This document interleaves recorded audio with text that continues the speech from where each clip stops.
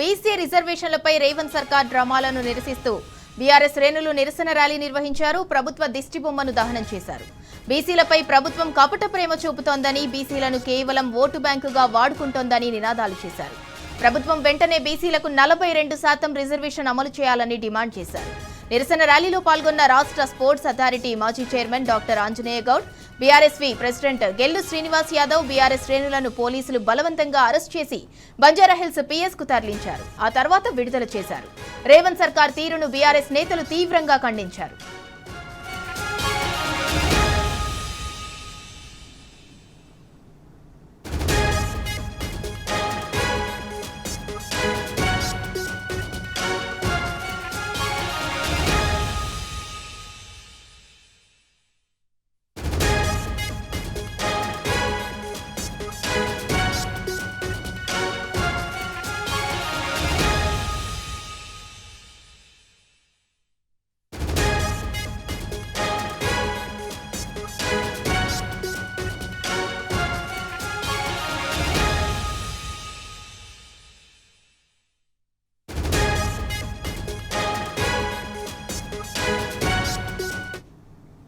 BC రిజర్వేషన్లపై రేవంత్ సర్కార్ డ్రామాలను నిరసిస్తూ బీఆర్ఎస్ శ్రేణులు నిరసన ర్యాలీ నిర్వహించారు. ప్రభుత్వ దిష్టిబొమ్మను దహనం చేశారు.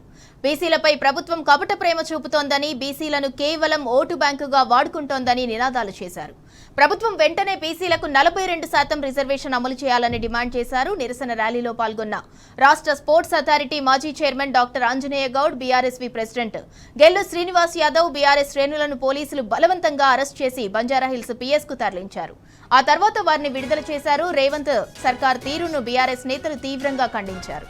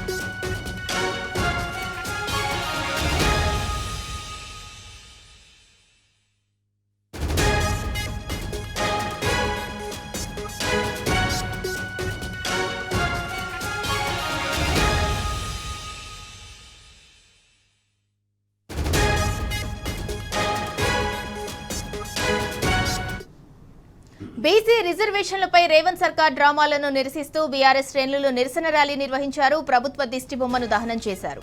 బీసీలపై ప్రభుత్వం కపట ప్రేమ చూపుతోందని, బీసీలను కేవలం ఓటు బ్యాంకుగా వాడుకుంటోందని నినాదాలు చేశారు. ప్రభుత్వం వెంటనే బీసీలకు 42% రిజర్వేషన్ అమలు చేయాలని డిమాండ్ చేశారు. నిరసన ర్యాలీలో పాల్గొన్న రాష్ట్ర స్పోర్ట్స్ అథారిటీ మాజీ chairman doctor Anjaneya Goud, BRSV president Gellu Srinivas Yadav, BRS శ్రేణులను పోలీసులు బలవంతంగా అరెస్ట్ చేసి బంజారాహిల్స్ పిఎస్ కు తరలించారు. ఆ తర్వాత వారిని విడుదల చేశారు. రేవంత్ సర్కార్ తీరును బీఆర్ఎస్ నేతలు తీవ్రంగా ఖండించారు. ఇక ఇదే అంశానికి సంబంధించి మరింత సమాచారం మా ప్రతినిధి లివిల్ రెడ్డి అందిస్తారు.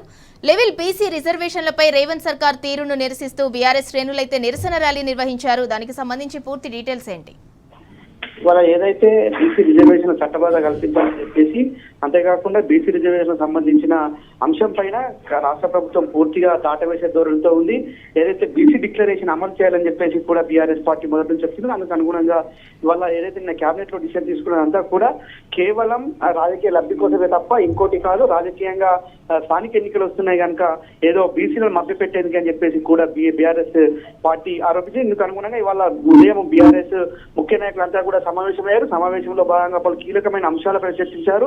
బీసీలో జరుగుతున్న అన్యాయంపై, కాంగ్రెస్ పార్టీ చేస్తున్న మోసంపై ఒక సమావేశంలో చర్చించి నిర్ణయిస్తూ, ఈ నేపథ్యంలోనే కాంగ్రెస్ పార్టీ చేస్తున్న మోసానికి నిరసనగా కాంగ్రెస్ ప్రభుత్వం దిష్టిబొమ్మను దగ్ధం చేసేందుకు ఇక్కడ ఏదైతే రోడ్ నెంబర్ 12 కి ర్యాలీగా వెళ్లారు.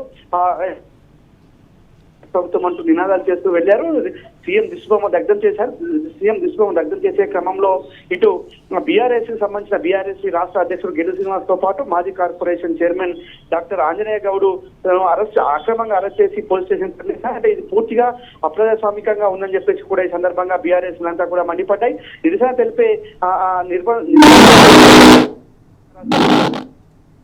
ఇందిరమ్మ రాజ్యం ఇదేనంటూ సందర్భంగా మండిపడ్డారు. ఇప్పటికైనా కాంగ్రెస్ ప్రభుత్వం ఈ మోసపూరిత హామీలను అమలు కాని హామీలతో ఇవాళ తెలంగాణ ప్రజలను తెలంగాణ బీసీలను ప్రధానంగా మోసం చేస్తుంది. ఇవాళ ఏదైతే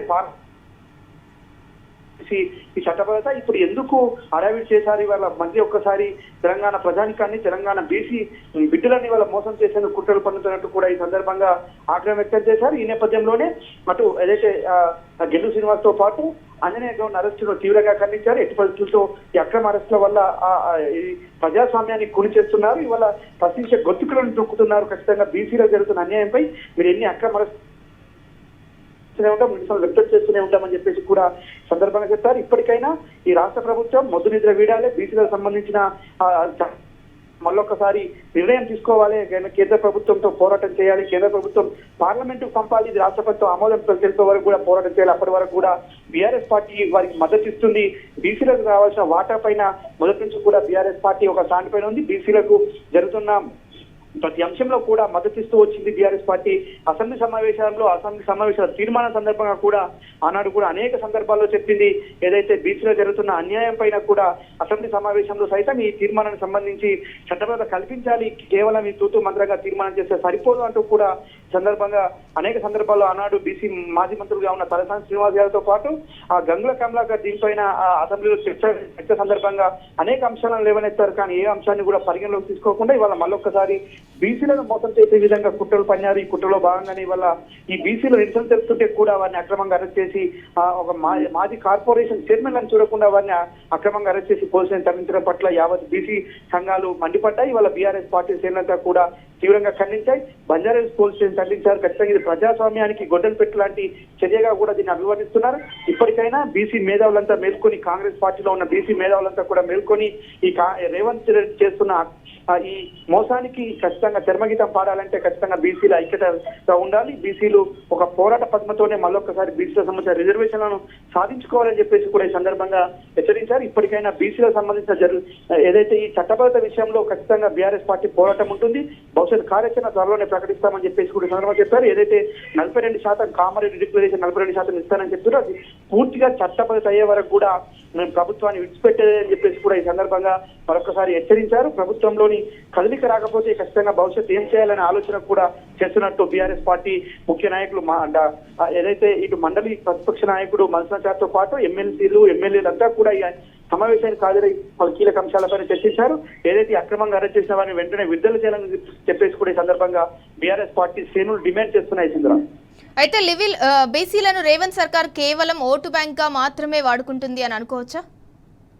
ఖచ్చితంగా ఇవాళ ఏదైతే ఆనాడు ఓట్ల కోసము కామారెడ్డి డిక్లరేషన్ పేరు మీద 42% బీసీలకు సీట్లు కేటాయించడం, రాజకీయ, విద్య, ఇతర ఉపాధి అవకాశాలలో కూడా రిజర్వేషన్లు వర్తింపజేస్తామని చెప్పేసి చెప్పిన మాట ఆనాడు చెప్పిరు. దాన్ని ఇప్పుడు పూర్తిగా దాటవేశారు. దాదాపు 20 నెలలు కావస్తుంది.